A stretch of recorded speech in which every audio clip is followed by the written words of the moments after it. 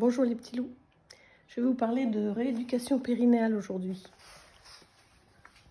Alors, ce que vous devez savoir pour le périnée, c'est que c'est une composition de muscles annulaires en forme d'anneau qui est comme la bouche, un muscle rond qui ressemble à un sphincter, mais en bas, le périnée est composé de deux sphincters, le sphincter vésical et le sphincter anal.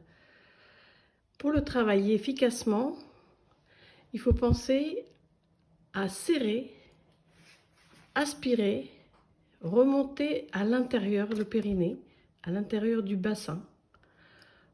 Imaginez que c'est une bouche et vous le faites avec la bouche de la même façon.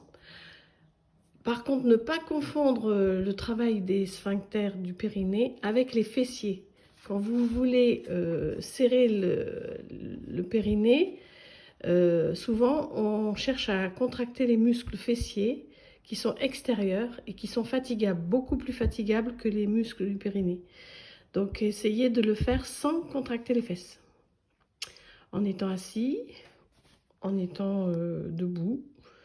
Voilà, vous pouvez aussi le faire en étant couché, en sachant que couché, vous mettez, vous fléchissez les genoux, vous mettez en appui sur les pieds, vous remontez le bassin et vous cherchez à rentrer le périnée en lui-même, à l'aspirer en serrant l'intérieur sans serrer les fesses. Voilà.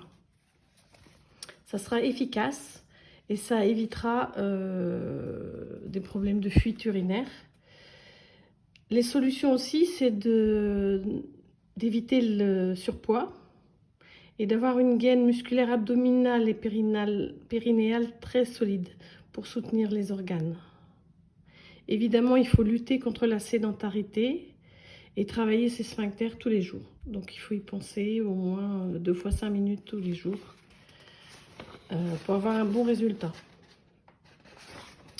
Si vous voulez éviter d'enrichir les fabricants et les vendeurs de couches pour adultes, voilà, je vous conseille de le faire et de faire partager autour de vous.